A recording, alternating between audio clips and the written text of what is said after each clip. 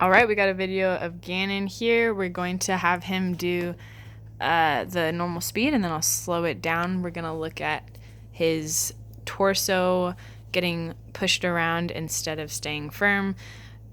We're gonna look at his body getting to the catch instead of moving his arms independently.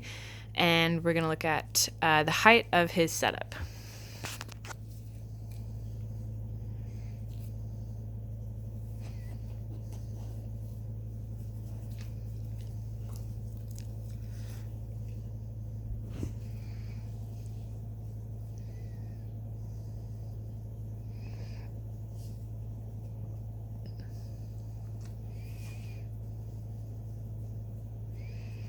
All right, now in slow motion.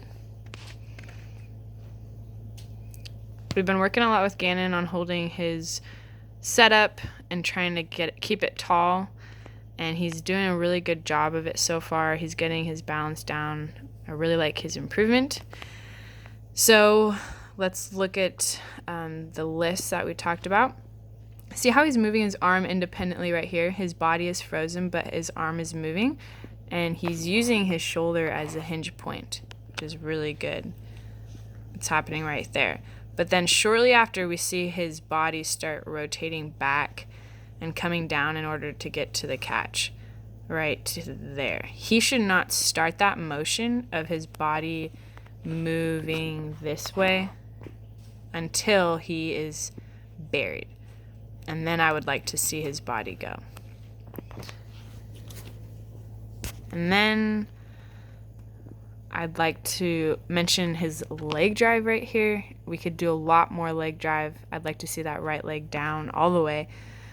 That would help a lot. We'll notice from the rear view a little bit better, but right now we can see that his shoulders are tilted right here as his hips are tilted the opposite way. I'll show you what I mean. If you were to put a pole through his hip bones, it'd kind of be angled downward like this, while his shoulders are angled downward like that. So it's like they're going opposite directions. Sometimes people lean in the same direction, but we're hoping to keep the hips level straight across and his back going straight across. It's hard to show with this two-dimensional drawing, but I'll show you from the rear view. Set up pretty good height here at the eye level. Good job, Benji. At this, after the right stroke, sorry, I said Benji, I meant Gannon. Get you guys mixed up. Your hand right here, it kind of stays back when I would rather you be pressing downward on the shaft of the blade like your other hand. So see right here, your hand kind of moves forward naturally as you're rotating past the stroke. Right here, your hand caves back and in, your knuckles go upward. I would like to see you roll your knuckles a little bit more forward and press downward on the shaft instead as you rotate through. And then your hand wouldn't drop so much and the boat wouldn't tilt. So I'm gonna kind of fast forward here and look from the rear view. And we're just gonna look at what your torso does to get down to the catch. So you're sitting up pretty tall here, and then you crunch. Look at the wrinkles in your shirt move as you go down to the catch. We're trying to avoid that. And here on this side, same thing.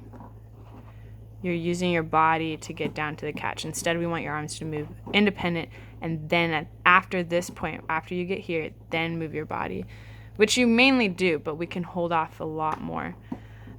So we're gonna keep working on that left hand pressing forward instead of getting pushed back towards your face. We're gonna work on keeping your torso tall until you're buried, and then we're gonna keep working on full rotation. Good job, Gannon.